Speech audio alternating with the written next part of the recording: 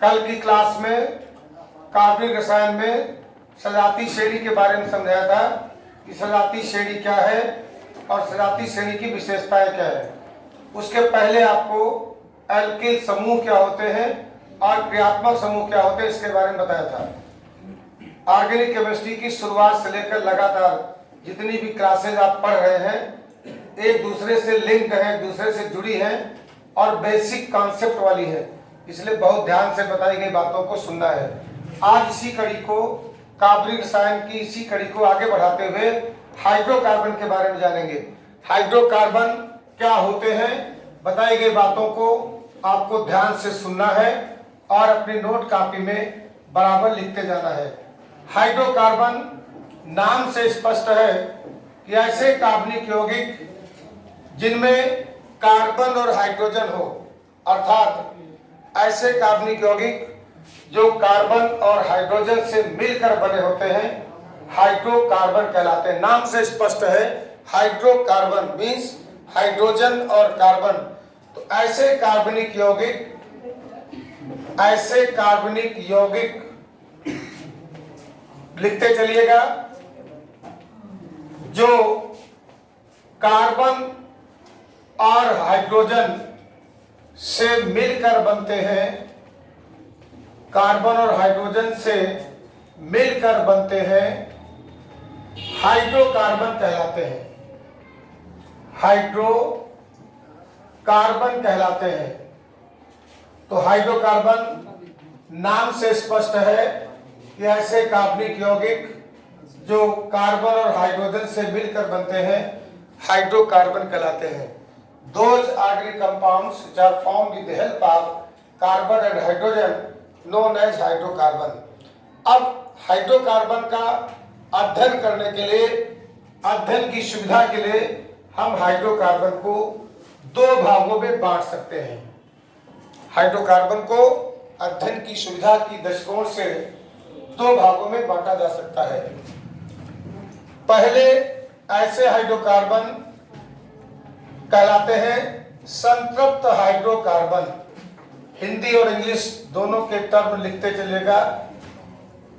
संतृप्त हाइड्रोकार्बन को कहा जाता है सैचुरेटेड हाइड्रोकार्बन।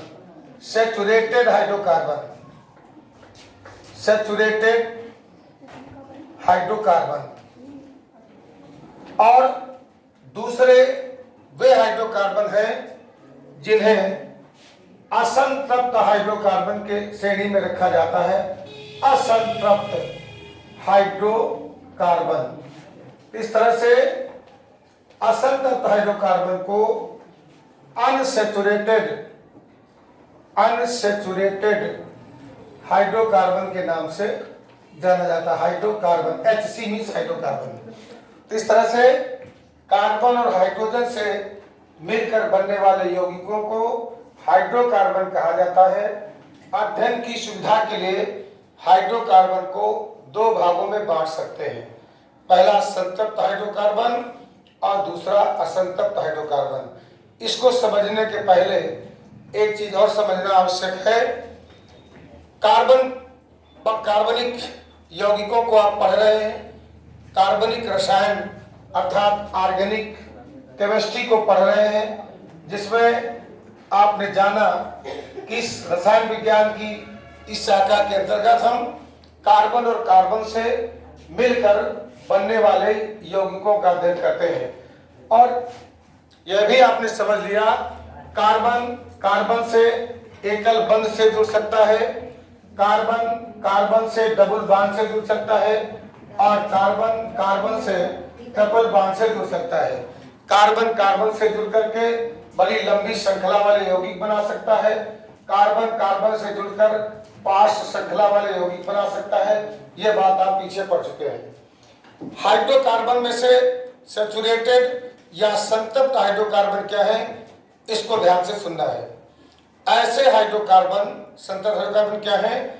ऐसे हाइड्रोकार्बन जिनमें, को लिखना चाहे आप लिख सकते हैं, ऐसे हाइड्रोकार्बन जिनमें कार्बन की संयोजकता, जिनमें कार्बन की संयोजकता सिंगल बॉन्ड एकल बंध से जुड़ी होती है। ऐसे कार्बनिक यौगिक या ऐसे हाइड्रोकार्बन जिनमें कार्बन की संयोजकता एकल बंध द्वारा संतुष्ट होती है। एकल बंध सिंगल बॉन्ड द्वारा जुड़ी होती है, ऐसे हाइड्रोकार्बन को संतप्त हाइड्रोकार्बन कहा जाता है। संतप्त हाइड्रोकार्बन को एल्केन भी कहा जाता है। आपने बहुत सारा नाम सुना होगा, एल्केन, एल्कीन, एल्काइन। तो ऐसे हाइड्रोकार्बनों को हम एल्केन श्रेणी के नाम से भी जानते हैं, एल्केन। और प्रत्येक हाइड्रोकार्बन श्रेणी का एक सामान्य सूत्र भी होता है। सामान्य सूत्र, जनरल फार्मूला, जैसे कल की क्लास में बताया था कि एक ही सजातीय श्रेणी के सभी सदस्यों के क्रियात्मक समूह समान होते हैं और उनके बीच CH2 का एक निश्चित अंतर होता है, और एक ही श्रेणी के सभी सदस्यों का सामान्य सूत्र भी एक जैसा होता है। एल्केन श्रेणी, चूंकि संतप्त हाइड्रोकार्बन को एल्केन कहा जाता है, इसलिए इसका जनरल फार्मूला CnH2n+2 होता है। किसी भी श्रेणी के सामान्य सूत्र के माध्यम से हम उस श्रेणी में आने वाले सभी सदस्यों को जान सकते हैं कि कौन कौन से सदस्य इसमें हो सकते हैं। इसी एल्केन के सामान्य सूत्र में हम n बराबर 1 रख दें, फार्मूला CnH2n+2 है, तो C1H2n 2 × 1+2, अर्थात पहला बन जाएगा CH4। अगर n बराबर 2 रख दें तो C2H2 × 2+2, अर्थात C2H4+2 यानी C2H6। एथेन बन जाएगा। 3 रख देंगे तो बन जाएगा C3H8 प्रोपेन बन जाएगा। 4 रख देंगे n बराबर तो C4H10 ब्यूटेन बन जाएगा। अर्थात किसी भी श्रेणी के सदस्यों को हम सामान्य सूत्र में n की वैल्यू को लगातार बढ़ाते जाएं तो उस श्रेणी के सदस्यों को हम आसानी से जान सकते हैं। और सबसे खास बात, ऐसे कार्बनिक यौगिक जिनमें कार्बन परमाणु आपस में एकल बंध द्वारा, सिंगल बॉन्ड द्वारा जुड़े हों, वो कहलाते हैं संतृप्त हाइड्रोकार्बन या एल्केन कहलाते हैं। देखिए, जैसे मान लिया फार्मूला लिखा है C4H10, यह है ब्यूटेन, यह है इसका अणसूत्र, यह इसका अणसूत्र। अणसूत्र से हम इसका फार्मूला लिख सकते हैं CH3 CH2 CH2, 4 कार्बन 1 2 3 और CH3। यह C4H10 का खुला रूप है। अब इसी को हम संरचना सूत्र में भी बदल सकते हैं। कार्बन के साथ 3 हाइड्रोजन है, इसके साथ 3 हाइड्रोजन रख दिया। फिर अगला कार्बन है, इससे 2 हाइड्रोजन है, एक यहाँ लिख दिया, एक यहाँ लिख दिया। फिर अगला कार्बन है, इससे फिर 2 हाइड्रोजन है, एक यहाँ एक यहाँ। फिर अगला कार्बन है, 3 हाइड्रोजन, एक यहाँ एक यहाँ एक यहाँ। अब यहाँ देखिएगा, इसमें जितने भी कार्बन परमाणु, चारों कार्बन परमाणु की संयोजकताएं एकल बंध द्वारा ही जुड़ी है, सभी में सिंगल बॉन्ड है। इसीलिए कहा हमने कि ऐसे कार्बनिक यौगिक जिसमें कार्बन की चारों संयोजकताएं एकल बंध द्वारा जुड़ी होती हैं, संतृप्त हाइड्रोकार्बन कहलाते हैं, या इन्हें हम सैचुरेटेड हाइड्रोकार्बन कहते हैं।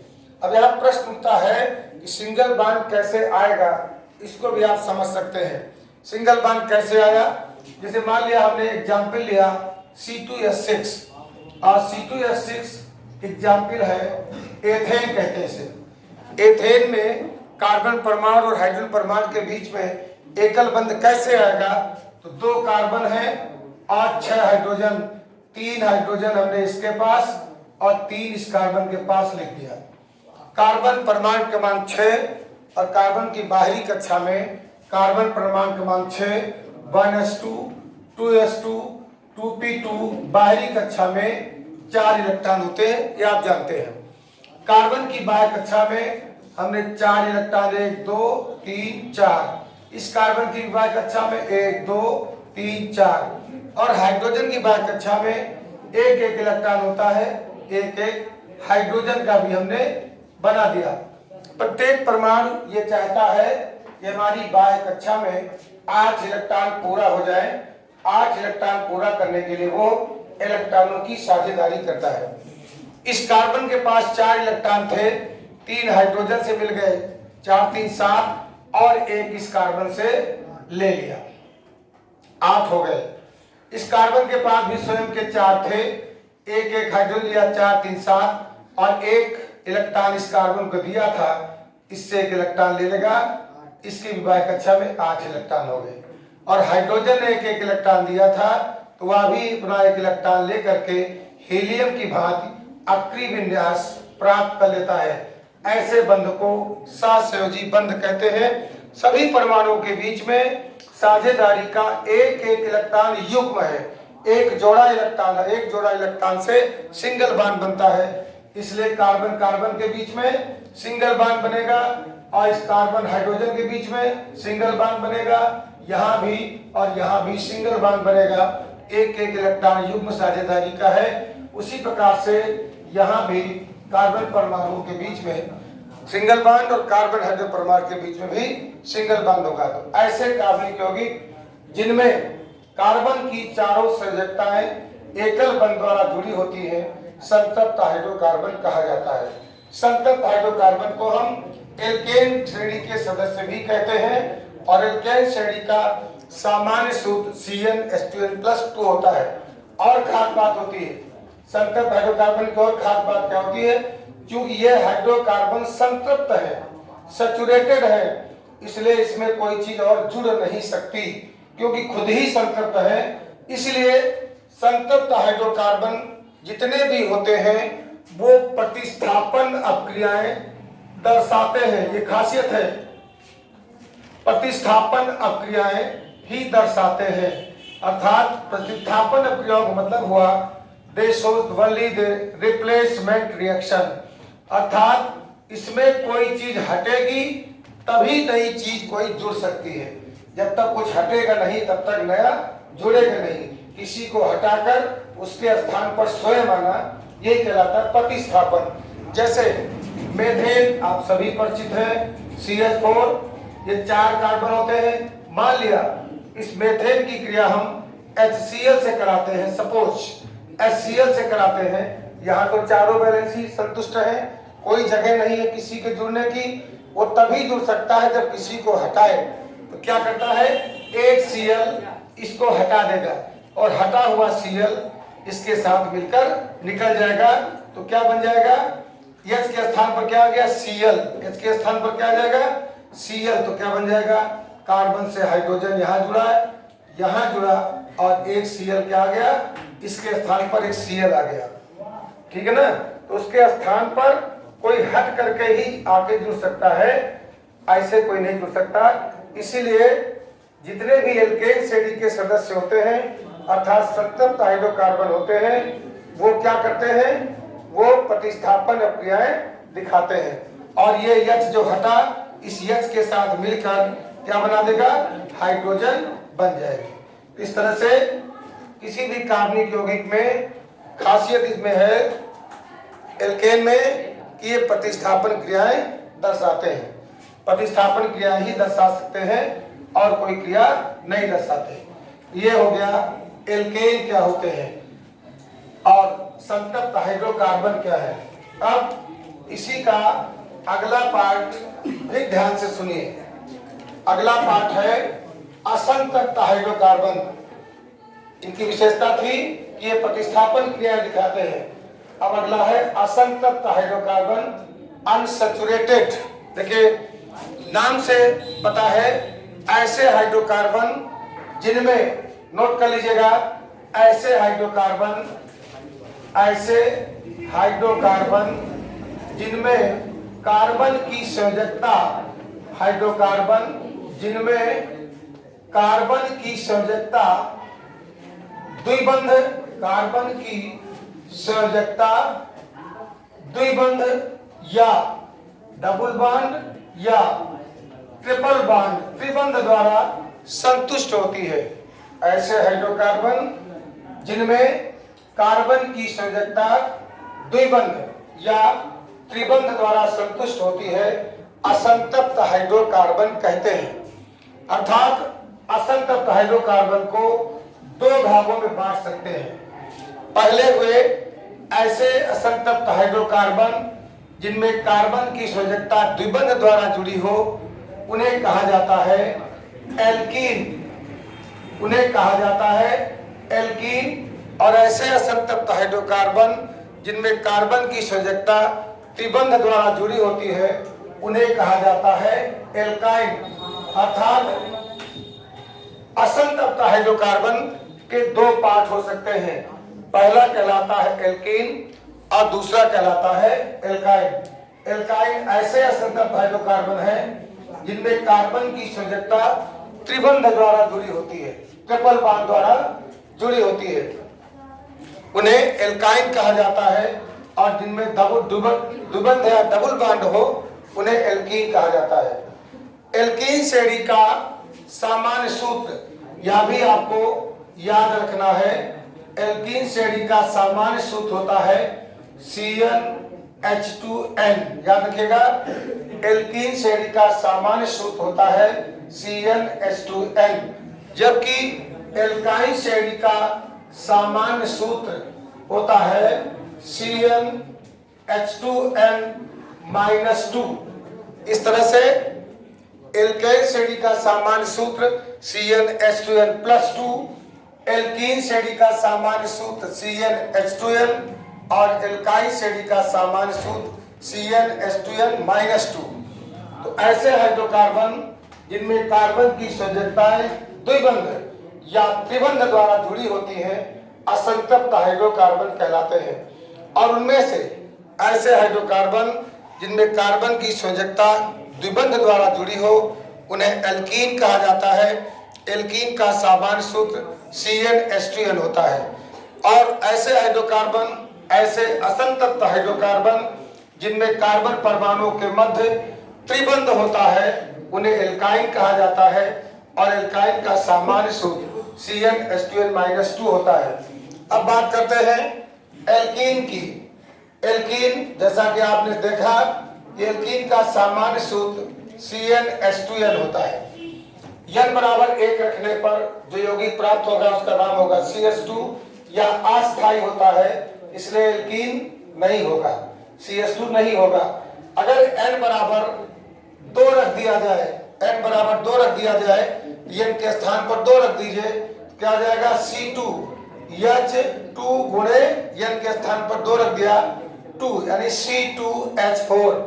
अर्थात एल्कीन श्रेणी का पहला सदस्य C2H4 है और C2H4 को बोलते हैं एथिलीन। एल्कीन श्रेणी का पहला सदस्य है C2H4, जिसे कहते हैं एथिलीन। अब आप कहेंगे इसमें हम ये कैसे जाने इसमें कार्बन परमाणु द्विबंध द्वारा जुड़े हैं?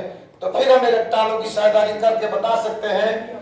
2 कार्बन हैं और 4 हाइड्रोजन हैं। 2 कार्बन 4 हाइड्रोजन, 2 हमने इसके पास लिख दिए और 2 इसके पास लिख दिए।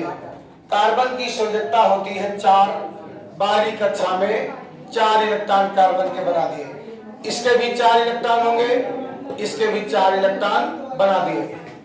हाइड्रोजन की बाह्य कक्षा में एक इलेक्ट्रॉन होता है। हाइड्रोजन की बाह्य कक्षा में एक इलेक्ट्रॉन होता है, एक इलेक्ट्रॉन बना दिया। अब कार्बन को अपनी बाह्य कक्षा में 8 इलेक्ट्रॉन पूरा करने हैं। कार्बन को अपनी बाह्य कक्षा में 8 इलेक्ट्रॉन पूरा करना है। 4 स्वयं के थे, 2 हाइड्रोजन से लिया 6 और अभी इसको 2 इलेक्ट्रॉन चाहिए, तो ये 2 कार्बन से ले लेता है।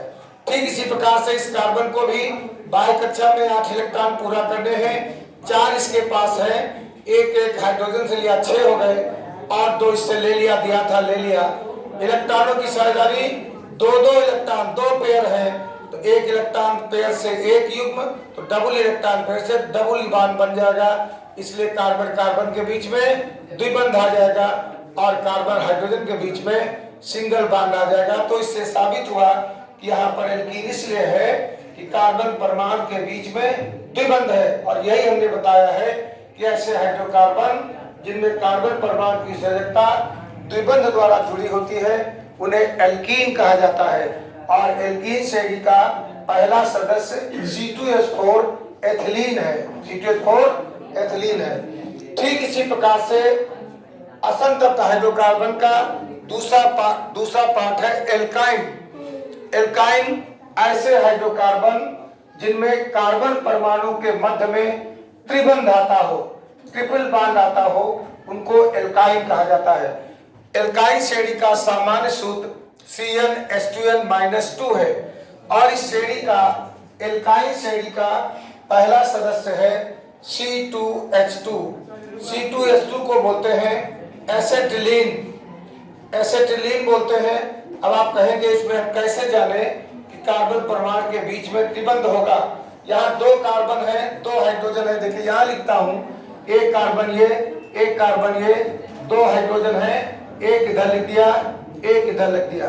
कार्बन परमाणु की बाह्य कक्षा में 8 इलेक्ट्रॉन होने चाहिए, 4 होते हैं, 3 बना दिया और ये चौथा।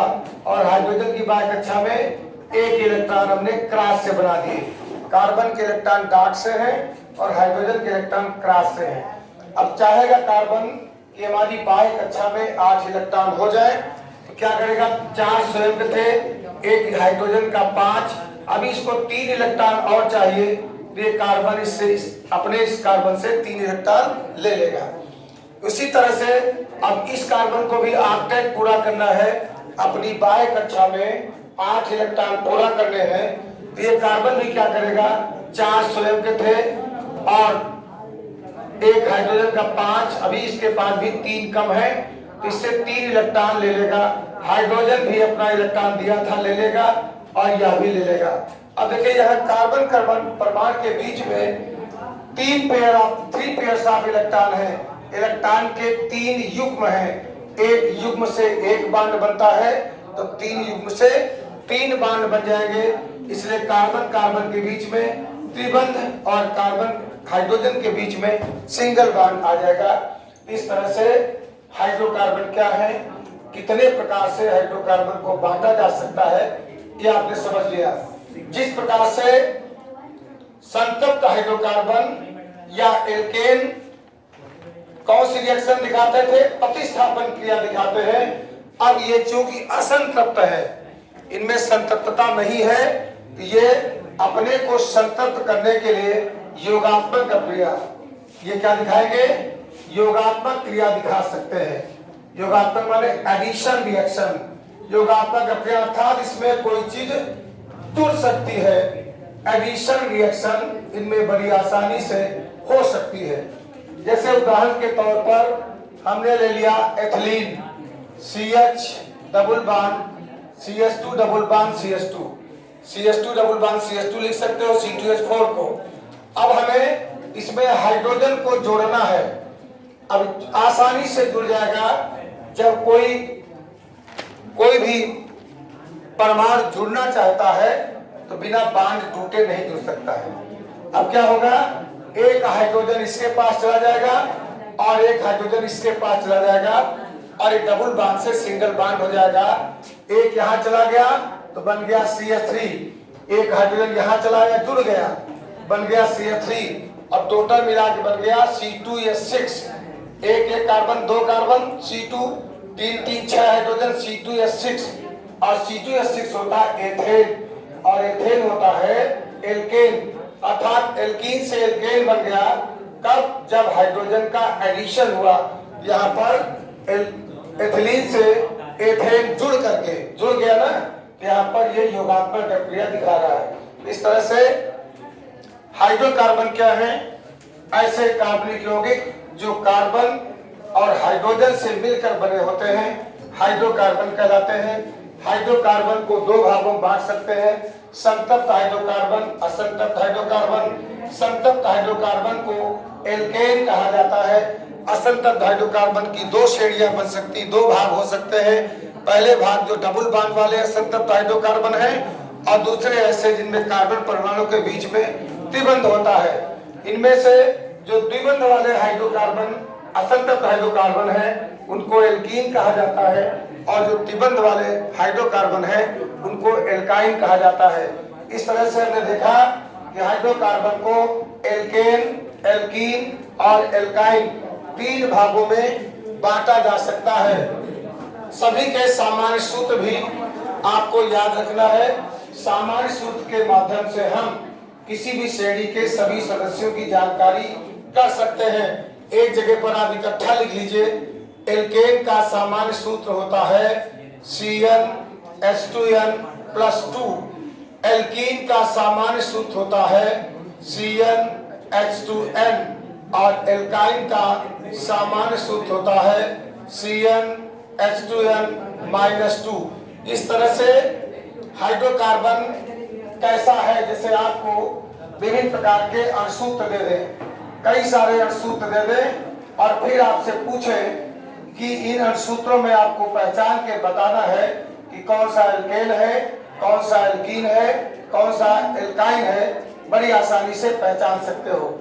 सपोज हमने लिखा C2H4, फिर में लिखा C2H2, फिर लिखा C3H8, फिर लिखा C5H10, फिर लिखा C4H8 और पूछे कि आप बताइए इनमें कौन से एल्केन है, फिर लिख दिया C2H6।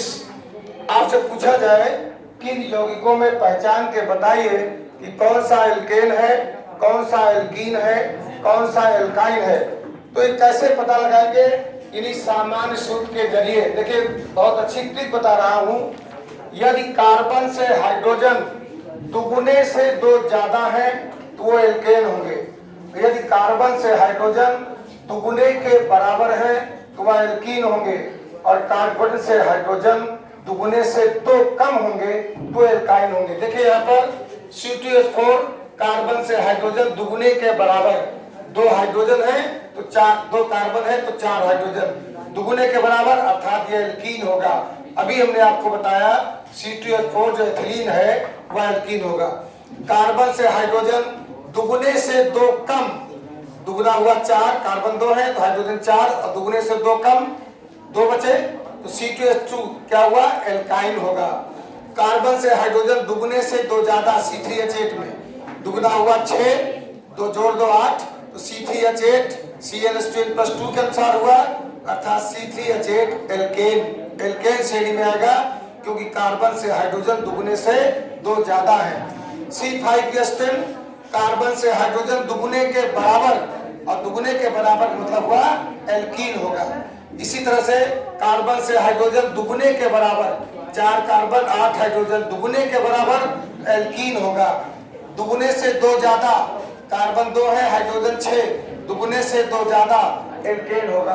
तो हम सामान्य सूत्र के जरिए किसी भी कार्बनिक यौगिक की पहचान कर सकते हैं कि वह एल्केन श्रेणी का है, कि एल्कीन श्रेणी का है, कि एल्काइन श्रेणी का है। तो आज का टॉपिक था कि हाइड्रोकार्बन क्या है और कितने प्रकार के होते हैं। इसको बोर्ड में जो भी लिखा है नोट कर लें, इसको फिर रिवाइज करिएगा ताकि भली बात आपको याद हो सके। It is enough for today. Thank you.